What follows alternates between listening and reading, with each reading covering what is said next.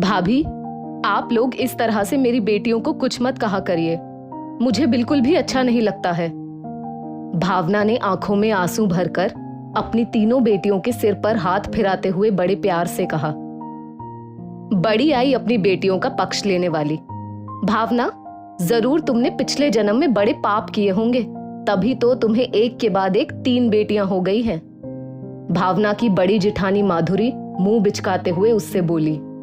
और क्या जीजी, 1 ना 2 बल्कि 3 सारा जीवन इन लोगों का कर्ज उतारते ही बीत जाएगी भावना और महेश भैया की जिंदगी, और बेटे वालों के तलवे चाटने पड़ेंगे सो अलग, और उस पर बुढ़ापा तो भगवान ही जाने।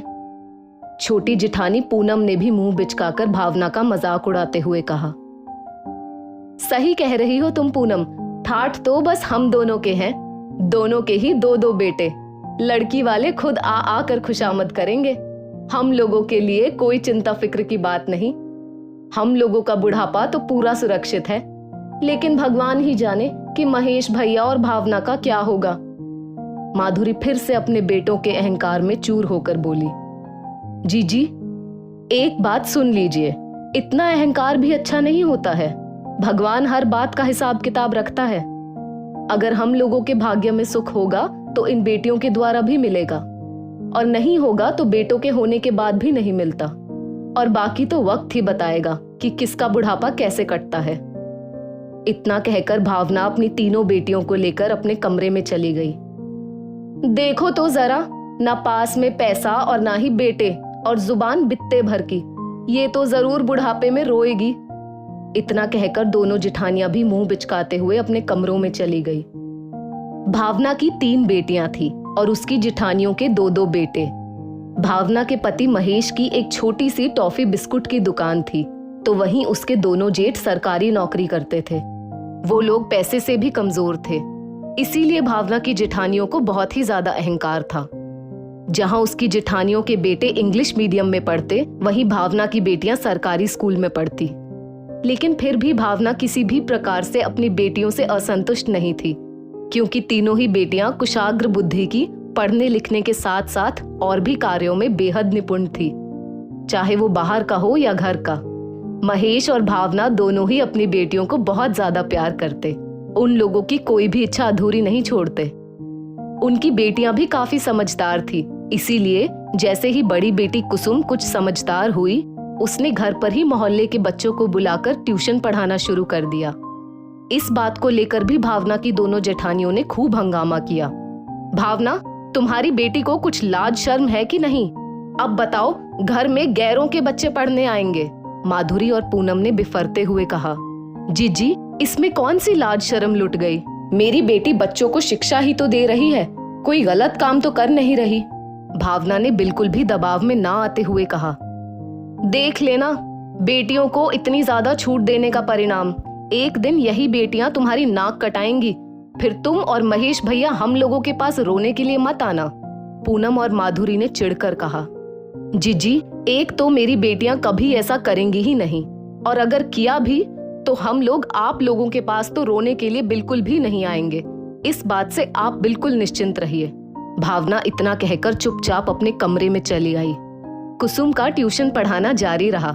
फिर तो दूसरी बेटी सुमन ने भी उसी का अनुसरण किया, और दोनों बहनों की देखा देखी तीसरी बेटी आराध्या ने भी घर पर ट्यूशन पढ़ाना शुरू कर दिया। वो लोग बहुत मेहनत से बच्चों को पढ़ाती, तो उन लोगों के पास मोहल्ले के काफी बच्चे आने लगे।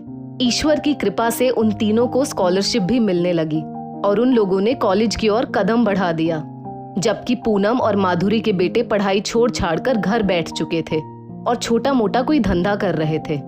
उस समय भी पूनम और माधुरी ने बहुत हंगामा किया।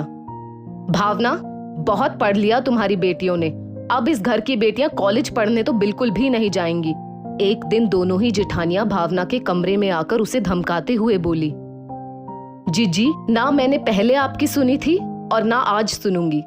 मेरी बेटियां जितना भी चाहेंगी उतना पढ़ेंगी, इसके लिए उन लोगों को आप लोगों की इजाजत की कोई भी जरूरत नहीं है। भावना ने अपनी बेटियों की तरफ देखकर दृढ़ता पूर्वक कहा। महेश भैया, आप क्यों कुछ नहीं बोलते हैं? इस तरह सियानी बेटियों को कॉलेज पढ़ने जाने देना क्या उचित है? वो दोनों महेश से मुखातिब होते हुए बोली। क्योंकि आज रात के समय महेश भी घर पर थे। भाभी, शायद आप लोगों ने भावना का निर्णय सुन लिया है, इसीलिए मैं भी पूरे रूप से भावना से सहमत हूँ। हमारी बेटियां हीरा है हीरा।